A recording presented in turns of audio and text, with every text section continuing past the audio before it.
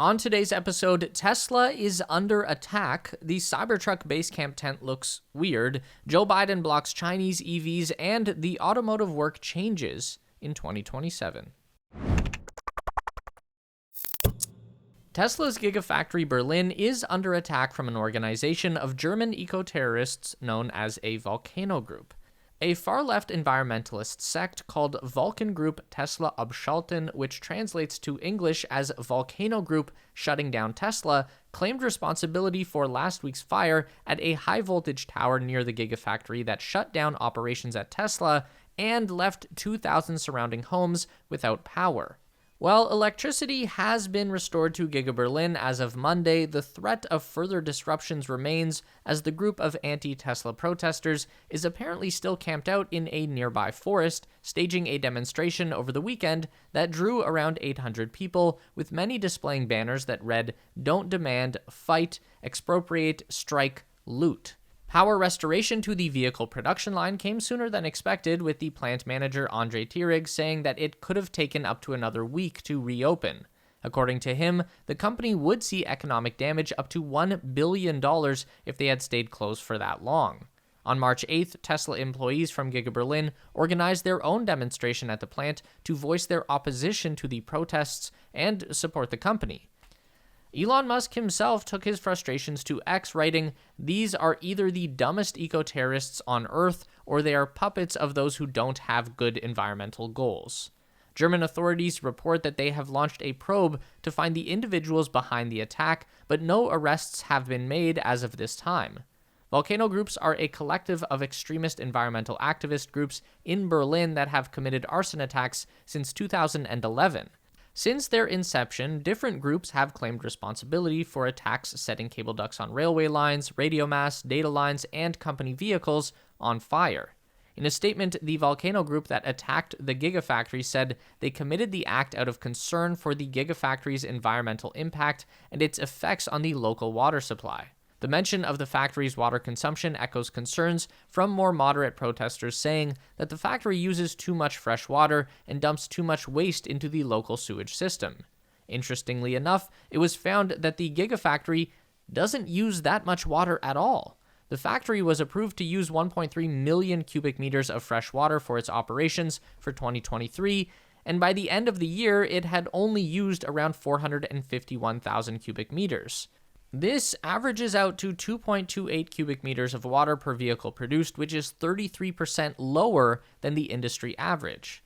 The total amount of water used is also overshadowed by sites in other industries in the area, like the Premnitz waste incineration plant that used 22 million cubic meters of water, the Schwed refinery that used 13 million cubic meters, and even an asparagus plant with 1 million cubic meters used. Tesla has unveiled their long-awaited and highly anticipated Basecamp tent accessory for the Cybertruck, but for many, it's already looking like a missed opportunity. When the Basecamp was first revealed in 2019, expectations were high as Tesla released beautiful renderings of a futuresque scene previewing the future of camping. But those renderings were just that, renderings. In reality, the contraption looks like a bundle of tarps loosely packed onto the back of a Cybertruck and held up with poles. It is a bit of a far cry from the usual sleek design we've come to expect from Tesla. In another layer of frustration, you are unable to install the tent alone. The Cybertruck has to be taken into a Tesla service center for the Basecamp to be properly fitted, probably a safety and liability issue. At $3,000 US, this is definitely on the expensive side for a tent. I'm not a camping expert, but the most expensive regular tent I could find to purchase was $2,100 Canadian dollars, and a regular truck tent from Cabela's is only $230 up here. For what it's worth, the Basecamp does include a collapsible sleeping platform that sits above the regular truck bed and allows for storage underneath the tent, but I'm unconvinced it's $2,000 worth of platform. Either way, the internet is already out for blood on this one. Andy Kalmowitz is a blogger for car-based site Jalopnik. He says he's incredibly disappointed in the result of what was originally an exciting project. Quote, "What Tesla promised was a sleek angular tent box that mounted perfectly into the Cybertruck's bed. What the owners got is a $3,000 gray blob." Even users on the social platform X have been quick to jump on the bandwagon. Another concern with the tent is the fact that the Cybertruck and the Basecamp itself is not as integrated into the Cybertruck hardware as was originally promised. A feature called Tent Mode was supposed to implement an auto leveling of the truck with its air suspension, and currently there is no way to connect the air conditioning or heating services of the truck to the tent, effectively making it difficult to actually use the Basecamp for any outdoor camping in more extreme outdoor conditions. Anyway, Tesla probably has some work to do to regain excitement and trust in the Basecamp, because as it currently stands, it's not looking so hot. 3 Democratic senators are advocating for President Biden to increase trade tariffs on Chinese-made electric vehicles in an effort to address potential national security risks.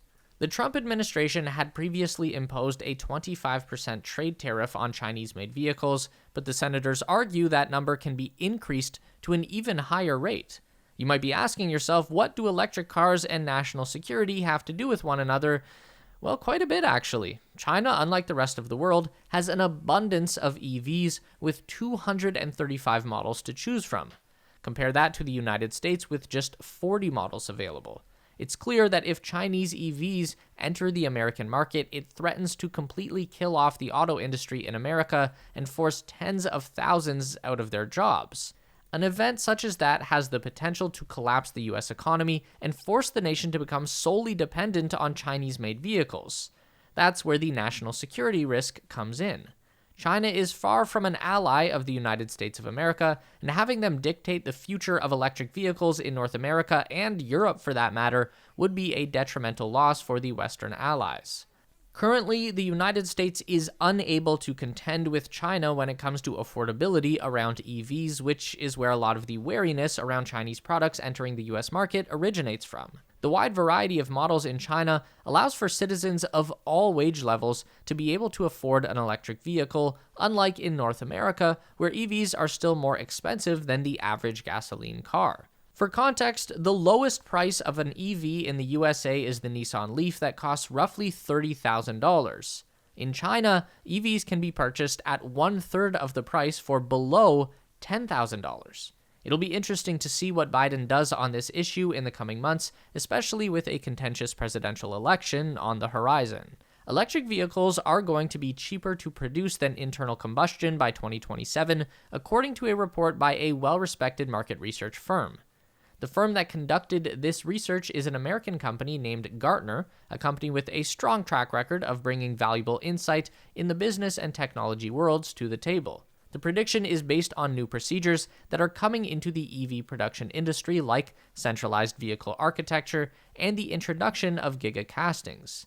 In the automotive industry, casting, professionally known as automotive die casting, is the injection molding process used to produce parts from molten metal. Casting has been traditionally used to make smaller parts. Giga casting, on the other hand, creates larger parts of cars using aluminum. Since Tesla started this process and coined the term, more and more car manufacturers have been trying to implement the process in their plants.